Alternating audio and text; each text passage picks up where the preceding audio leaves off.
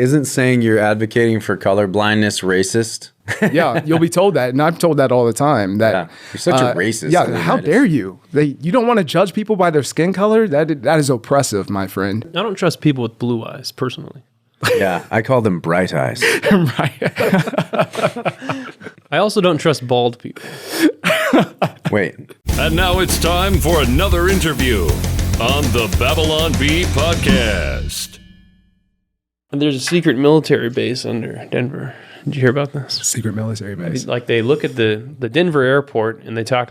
This is part of the interview. Yeah. So the Denver airport, if you look at the layout of it and like how much money was spent to build it, there's all these conspiracy theories about it. Oh, like it's a very weird, and there's like weird sculptures there and stuff. So there's like secret stuff underneath. There used to be I grew up in Colorado, and every time they extended the finish date like 3 times, 4 times. So it is. I mean, I could see that really being the case, like because they kept pushing that date back, and they kept saying it was like this newfangled like system where they were moving all the luggage around. Like that's what they kept saying. Like underground, right? Yeah, it's like the underground luggage system that we're trying to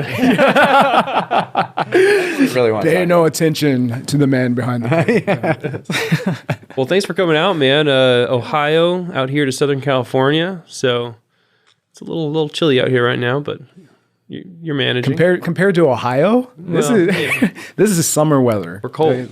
We are cold. Look at you. I'm This guy's freezing. wearing a jacket. No, I wear a jacket in the summertime. Do you really? Yeah, All the time. I get really cold out here in California. Yeah. I'm pretty sure it was in teens this morning in Ohio. So so there you go. Sounds awful. Oh, it's great. Well, Babylon Bee headline: Ohio man writes book. That's me. That's a really good headline. Somebody write that down. We'll publish it. Yeah. That's good. I like it. So talk about. So we got raising victims. The Pernicious. Is that how you say that?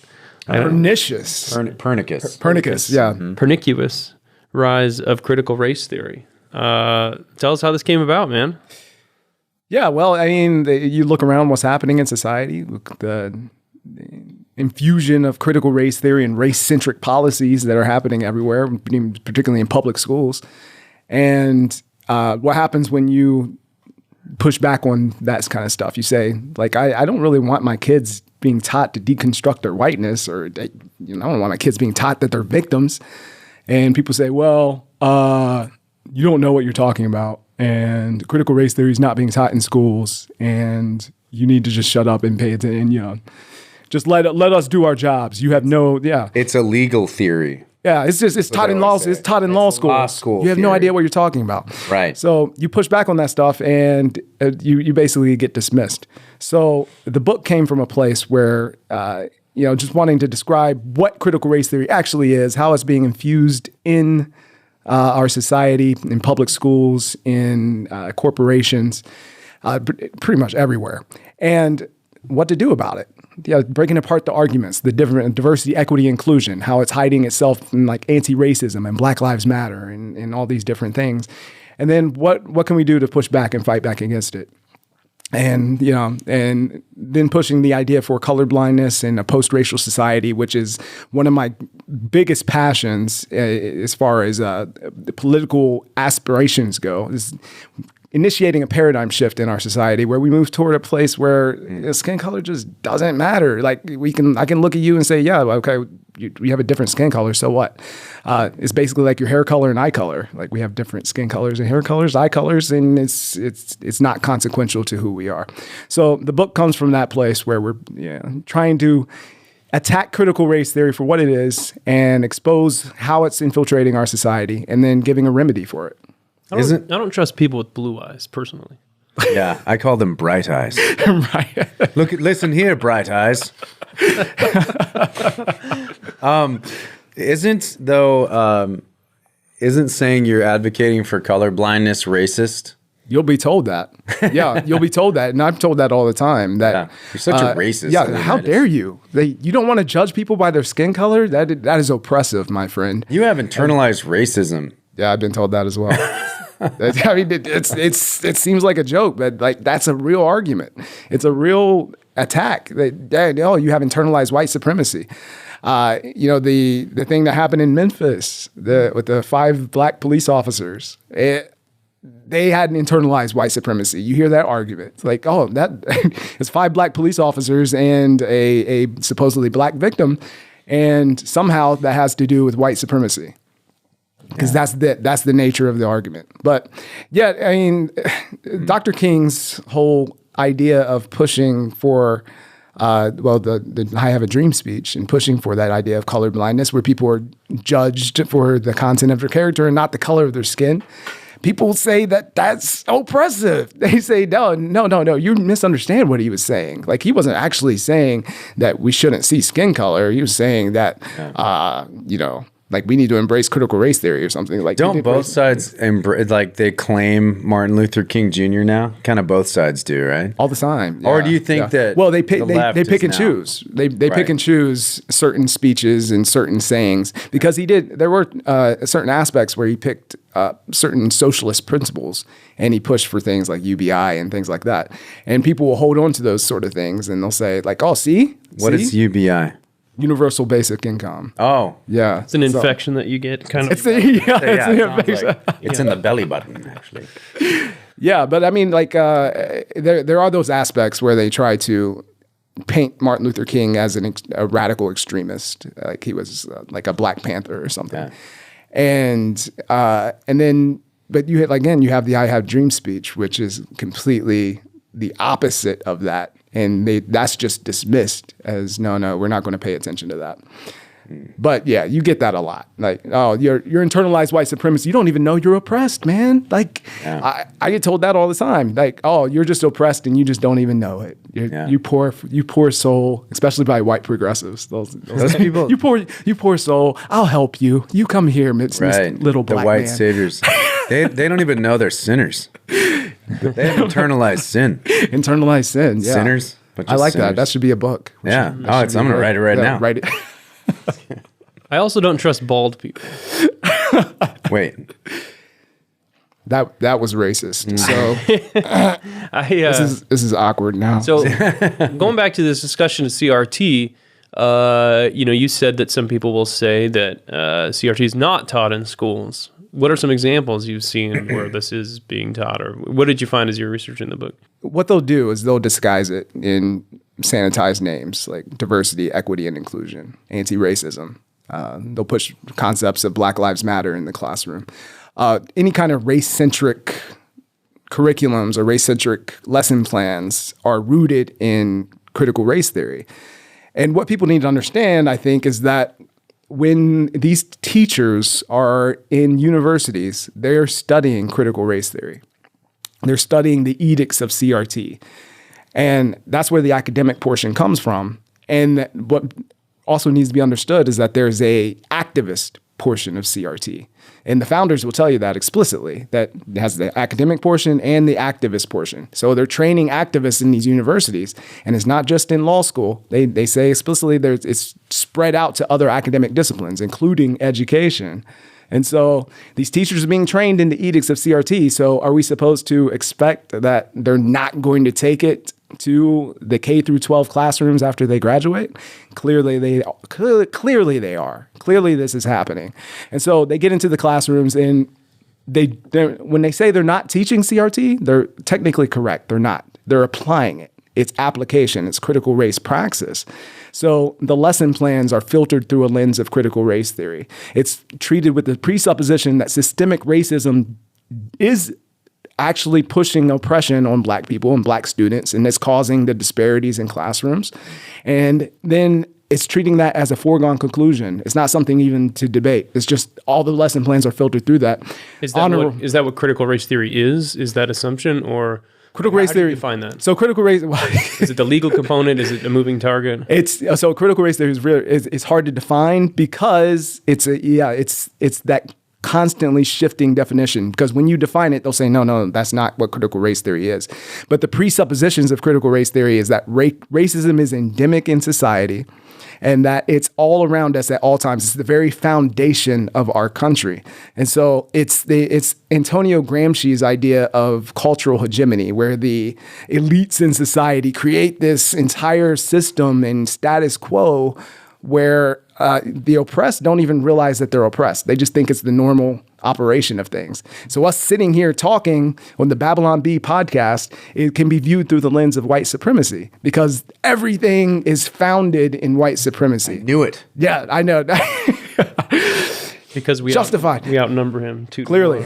Exactly. And the other person of color And you said is not even allowed to speak. He doesn't have a voice. Yeah, that's Bucky, our mascot. I feel upstaged by Bucky at this moment. So Never work like, with animals or thoughtful. small children. They'll always upstage you. Yeah, it's true.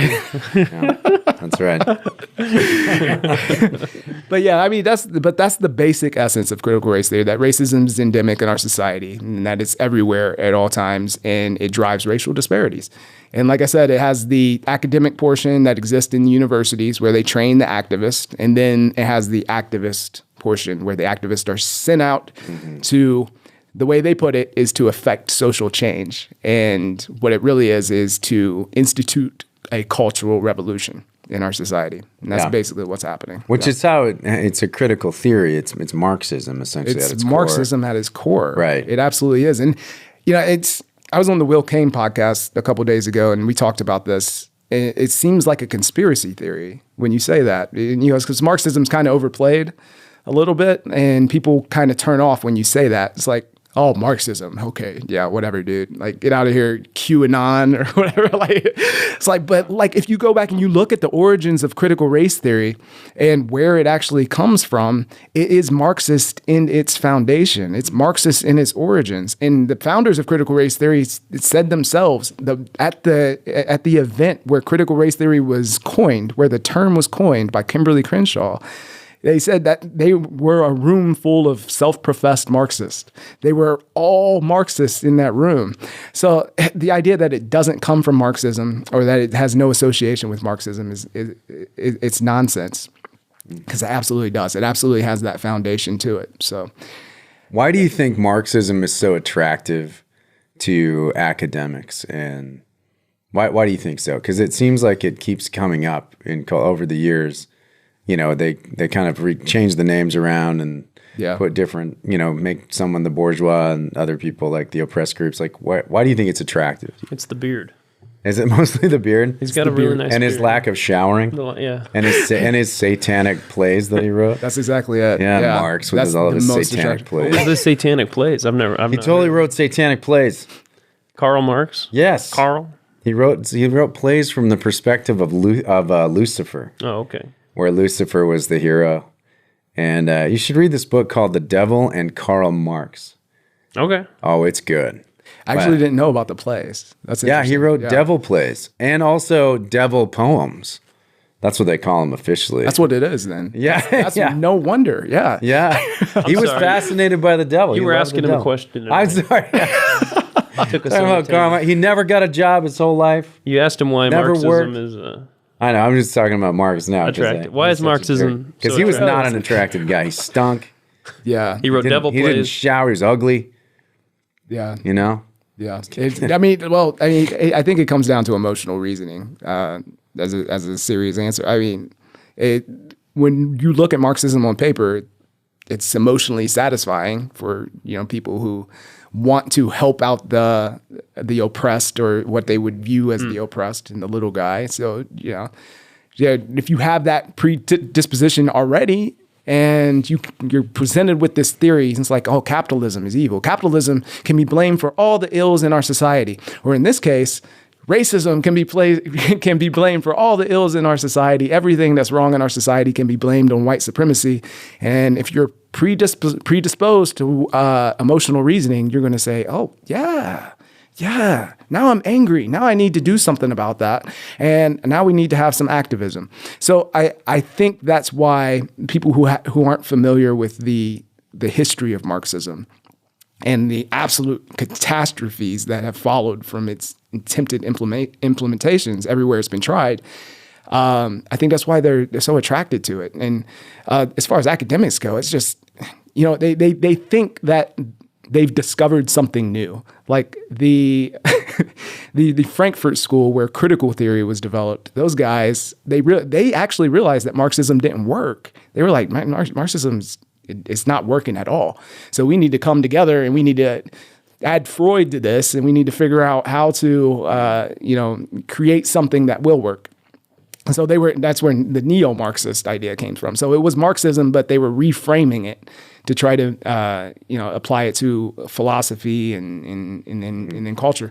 But then critical legal theory comes along later on, and it's the same thing. It's these people think that they're discovering something new, like Eureka! I know the other stuff didn't work, but now I've discovered this new aspect and it will work this time, guys. They just didn't do it right before, but we have the answer now. And Eureka! Yeah, Eureka! Exclamation point. Exclamation. Two exclamation points, actually, I think. Eureka!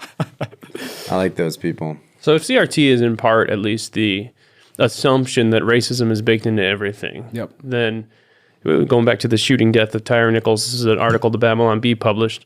New Netflix series on Tyre Nichols beating will feature white officers. We'll have that on the screen there. And they're going to recast it. Here was a tweet from Tim Wise. I love that. Tim Wise, it kind of sums up what a lot of people... More like Tim Fool. Oh, yeah, I had an interaction with him not too long ago. And he says, anyone who says the killing of Tyre Nichols can't be about racism because the cops were also black really doesn't understand how white supremacy or anti-blackness work. So is that the connection, is that 100%. they think the assumption is already racism. So no matter what the facts are, it has to be blamed on racism. It's funny. I had an interaction with Tim Wise not that long ago, and he proceeded to explain to me why I didn't understand what it was like to be black in America. And he does. I can't see his profile very well. picture that well, but I don't think... Pretty sure he's white. I don't want to make any assumptions, but... Yeah. Well, depends on how he identifies, too. Sure. That's true. We have to take that into account. But he was explaining to me that I had, if I didn't agree with him on how endemic racism was in our society, then I had internalized white supremacy. So it goes back to that. And that's a pretty common tactic. But yeah, I mean, it's this idea that racism is the foundation of everything that happens. So no matter what, I mean, it could just be, I mean, remember those events with the black guys that were beating up Asian Americans out here in California, or attacking Jewish Americans in New York. And what happened? They blamed it on white supremacy. It's like it had nothing to do with white supremacy, but somehow they managed to draw these lines from whatever happens in society to white supremacy based on this idea that everything is founded through it. And that's critical race theory. It's critical race theory at its root. So yeah, you can't, it's unfalsifiable. It's invisible, so you have to have a secret spy decoder ring in order to see it. You can't see it because you have to rely on people with PhDs to come tell you when something is racist or how something is racist. And so that's what Tim Wise is doing. He's saying that, listen, you don't have the credentials to be able to see racism like I do. So you just need to shut up and listen and pay attention to what I'm saying. Trust the experts. Take some ayahuasca. Go sit in this room for 4 days. Listen to me talk to you. But that's the ideology, and that's how it works. And it reminds me of the dorky kid that's never had a girlfriend in his entire life, and he comes up to you, he's like, hey, yeah, man, I have this new hot girlfriend and we have to do all this stuff now because of her. And you're like, what are you talking? Like, who is she? He's like, oh, no, you don't know her. She goes to another school. Yeah. She's in Canada. She's in Canada, man. Okay, Canada. Never heard of it. You don't have to worry about it. I don't believe in Canada. Canada doesn't exist. My uncle works for Nintendo. Really? He can get us in? Yeah, he can get us cool, early games and stuff. My uncle works for Amazon. Really? Yeah. Is he a driver? He's a driver. No. He's a driver. Yeah. He drives. Oh, man. That's so cool. So we've been talking recently here in California about paying reparations to I saw that, yeah. black folks, FOLX, in San Francisco. And I heard some numbers going up to $5 million or like per person? Per person. Maybe it's household or person. I don't know what it was. That's a lot. So your thoughts, pro or con? It's like, actually, that sounds pretty good. Move to San Francisco, maybe. Yeah, right. Yeah, I haven't seen the details of the plans. I heard they were trying to do that, but it's like, how do you even begin to have that conversation? Like, are we going to go back to the one drop rule? Like, who qualifies for reparations at this point? It's like I'm black. Does Rachel Dolezal, can she qualify? Is she going to get reparation? Like, you know what I mean? Like, how do you determine who's going to get reparation? Like, you have to go into people's genetic ancestries and look and see. And what if they're descended from slave owners? Do they have to pay reparations? Like, that's right. Like, you know, so it's just nonsensical. If you're trying to make recompense for something that happened in the past, where, you know, the people involved are already gone, like, how do you even begin to do that? Like, you're trying to punish people collectively, and this is actually critical race theory at large. Honestly, you're punishing people collectively based on their skin color, and then basically saying that this other group over here are victims, and they need to have some sort of recompense based on their skin color. So you're bringing everything back to skin color and making judgments based on skin color that have no real attachment to the real world. Like LeBron James, is he getting this $5 million? Like, you know what I mean? Like, so it's makes no sense. Mm-hmm. Like, to try to delineate and try to distribute reparations based solely on skin color when there's no real attachment. But I mean, that's my basic thoughts on reparations. But you know, the whole thing with California in general is, I mean, they're not going to be focused on any kind of logical solutions. It's all about again, back to the emotional reasoning. It's all about whatever makes people feel good, and that's where it comes down to. So, hey, reparations makes us feel good, but right, let's do that. $5 million would make $5 million makes us feel good. Pretty good.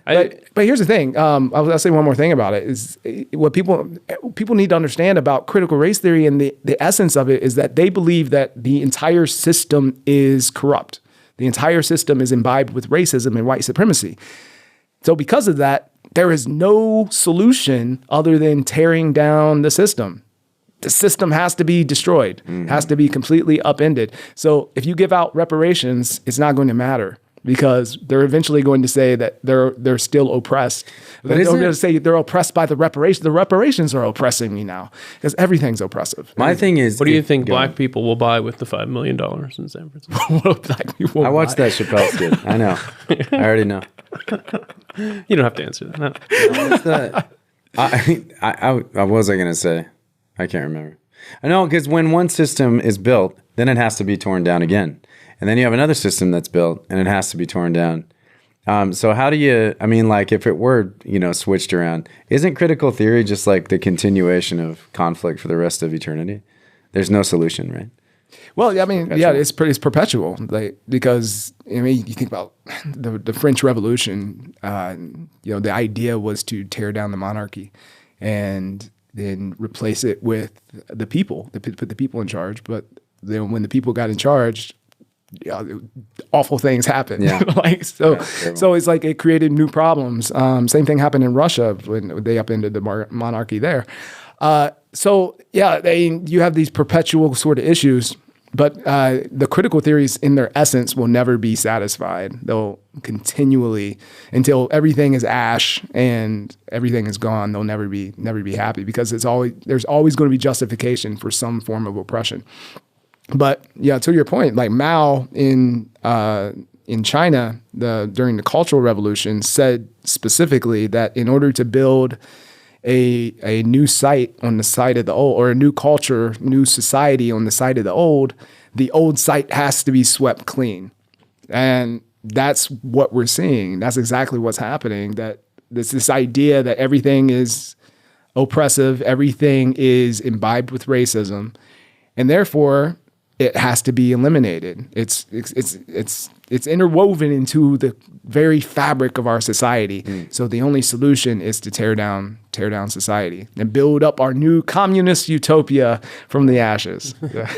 And doesn't it justify racism? Like Kendi said on page like 8, I think, of his book, How to Be an Anti-Racist.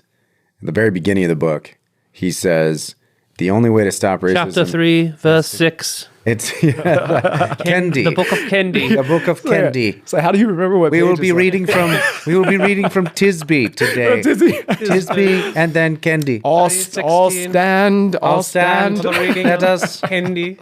take off our hats, our hands on our hearts. Anyway, yeah. So I do think he does say that because the only way to solve racism is to create racism. Essentially, it's like Well, he doesn't say be racist. Yeah, he doesn't say that specifically, but that's essentially what he was saying. That he used the word discrimination. Like in order to that's right, discrimination. In order to remedy past discrimination, you have to have present discrimination. In order to remedy present discrimination, you have to have future discrimination. Yeah, it's like, dude, like, what are you? But yeah, like they are absolutely advocating for. I don't even want to use the term reverse racism because it's just racism. Just straight up racism. Yeah, It's just straight up racism. But they're advocating for it because it tells you that they believe that racism has utility just in certain situations, and as long as they have the power. As long as they have the power. It's just a power differential. That's it. They're trying to upend the perceived hierarchy. Right. So they can talk about equality of outcomes all they want, but they actually want to be in charge and they want to be running things. And Kendi, again, he's a good example of that because he's advocated for, I don't remember what he called it, but it was essentially like a government system that everything, all bills and legislation had to go through and be approved by this unelected anti-racist people who would approve everything and decide what gets passed into law. Isn't that functionally what's happening in businesses, though? Functionally, right now, yeah. Like in you universities, have like DEI people that decide who gets hired and what gets what gets into the curriculums. Right. They get little uniforms. So put that into the government. I'm sure everything will work out fine. I'm sure it's going to be great. Yeah. Well, you look at these reparations we were talking about, and it strikes me that it's based on this assumption, like we were talking about equality of outcomes, that unequal outcomes are because of racism, and I think that's part of the belief of CRT. Like any unequal outcome, is the primary, and it ignores any kind of cultural differences, and it ignores any kind of personal choices that were made that were different. I'm sure that's a racist dog whistle to talk about personal choices. Yeah, absolutely is. Yeah. But it just strikes me that it does stem from this CRT belief that you look at something, you say, oh, these people are not as well off today, therefore it must be traced to racism from, wherever you can find it, if it's 200 years ago or whatever. No, it absolutely is. It's this idea that, again, back to Kendi, like it's the idea that any system that produces unequal outcomes along racial lines is inherently a racist system. No further analysis is necessary. We don't need to look at any of the other variables. All we need to know is that there's disparities along racial lines, and that's all that matters. So that's the primary driver of critical race theory, because the critical legal theory was developed because there were racial disparities in the criminal justice system, and they decided that those were due to racism, and without looking at any other variables or any other factors. What would you suggest are the other variables that you're talking about? Well, look at variables in between individuals, in what causes differences in between individuals, behaviors, choices, attitudes, values, beliefs. And then when you get broader, cultural differences, general cultural differences, general environmental differences. And Thomas Sowell says, the same man isn't even equal to himself on different days. So it's very difficult to. The Book of Sowell, chapter 3. Facts.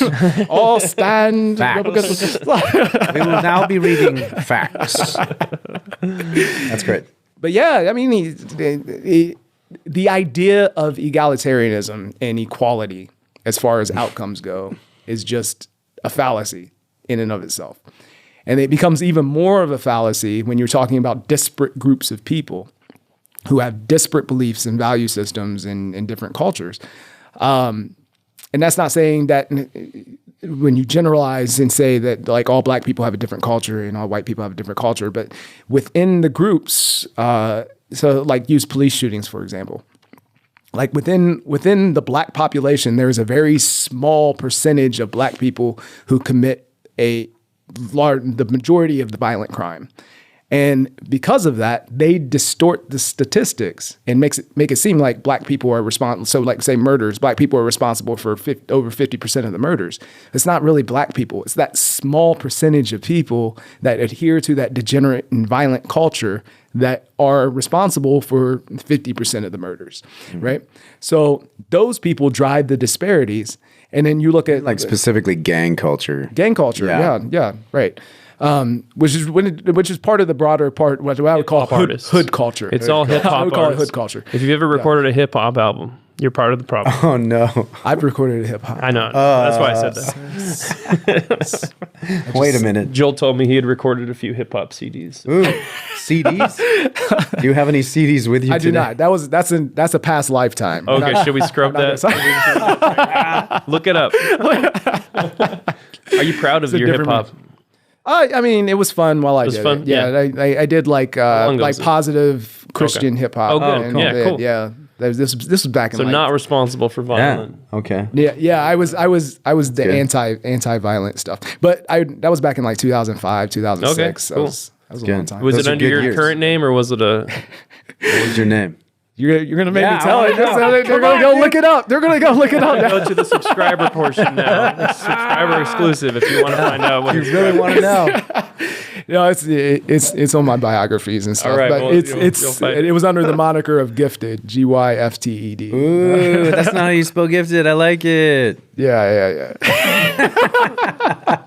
A little swag to it, right? Oh, that's good. That's good. I'm sorry, I totally interrupted the point. Oh, I like That's it. all right. I don't remember good. what we were talking about. Yeah, you were talking about how a small percentage of the black people commit all Hip-hop all culture. violent crime. Hip-hop culture. Hood Wow, culture. hood Hood culture. culture. Not Let's hip-hop say that. culture. Well, Kyle there's said some hip-hop overlap there. There's some overlap. Yeah. Not all hip hop No. culture is hood culture, but there's some overlap.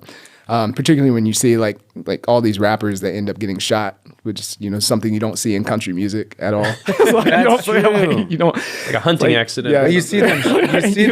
You see the country artists shooting people, but mostly like intruders in their homes and that kind of thing. Or deer. Yeah. Deer. Yeah, People yeah. that named like what people named Bambi. self-defense. Yeah. Yeah. But yeah. No, but and what it do is gang culture a lot because of fatherlessness too, and then that systemic, like where does that come from? It's a lot of that. Yeah. I mean, you pretty much everything that happens in these communities. I don't want to just hone in on these communities. Society at large. You can trace just about every socioeconomic problem back to the home. And you look in these communities, and fatherlessness is a huge issue. I mean, you're talking about 70% of black children being born out of wedlock. That's going to have some effects on the upbringing and what's going on. And that's not a knock on single mothers at all, but the statistics bear it out that kids generally do better in two-parent households when the father's present in the home. So when the father's not present, the cards are stacked against them, and that's just a fact of life. It's not. Why is that a cultural phenomenon in those communities, by the way? Well, I mean, it's hard to say specifically without psychologizing and knowing, mind reading and knowing exactly what's happening in people's minds. But the culture just does not emphasize personal responsibility, and it doesn't emphasize family values. So you have a baby mama culture, right? And everybody's heard that term before, and so when you're glorifying this sort of promiscuity and lack of personal responsibility and baby mama culture, where guys are having kids with 6, 7, 8 different women, sometimes more if you're Nick Cannon, and Yeah. Repopulating the earth. Yes. More than Elon Musk. They call them Canaanites. the Canaanites. I like that. But I mean, like when you're emphasizing those kind of values in the culture, then it's not going to be a surprise that you have those kind of outcomes. And then the other end of that is, you have kids raising kids. You have 15, 16-year-olds. Well, actually, the grandmothers and grandparents end up raising the kids, but kids raising kids, and these kids don't grow up, in solid, stable environments. And so it perpetuates, right? The cycle perpetuates. And then, you have the crime element where, these kids get involved in street stuff and they end up in prison. And again, perpetuates. But this wasn't always the case in the Black community, right? Like this wasn't, there were a lot of stable marriages back in the day. There was a lot going on that was good in the Black community. And then it all changed. When did it change? Well, yeah, you're kind of hinting at the Thomas Sowell stuff again. Yeah, I wonder, yeah. But he talks about that at length, that the real turning point was in the 60s, the Lyndon B. Johnson welfare push. And that's when you really started to see things start to change in the culture. Where people were incentivized to not have fathers, and where women were incentivized to not have fathers in the home. And so, again, like all of these different, if you incentivize people to have certain behaviors, the culture incentivizes them to have certain behaviors, then it's not going to be a surprise when those behaviors surface. Like, oh, where did these come from? like you're giving them high fives and financial incentives to behave this way. And then there's no condemnation for the negative stuff. And that's the other thing too, is that our society kind of brushes it off, It's like, oh, like it's not really their fault. Like we don't want to hold them responsible for acting that way. It's like, well, those 5 guys beat that one guy to death, but it's not really their fault. It's white supremacy. So like it's like all this stuff. There's all these excuses for why these behaviors. Like, and I'll give you an example. In Baltimore, there's a Black mayor in Baltimore. There's a Black police chief, Black superintendent. Most of the school board is Black. Most of the city council is Black. Many of the teachers are Black. Most of the student body is. It's mostly Black people in the system. And yet you look at the schools in Baltimore and the outcomes are abysmal. I mean, we're talking like 12% proficient in reading and language arts and like 10% proficient in math in some places. In some schools, less than 1% in both. And so when you bring that up and you say, okay, something is going on in this culture here that needs to be changed, people say, no, it's white supremacy. It's systemic racism that's causing these problems. So there's no accountability. There's no sense of personal responsibility. There's no sense of looking and trying to change things on the ground.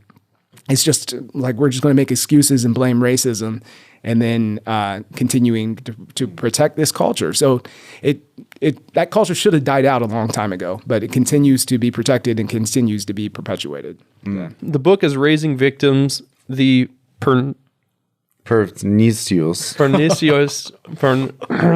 Rise of Critical Race Theory by Salem Books. And this is out now?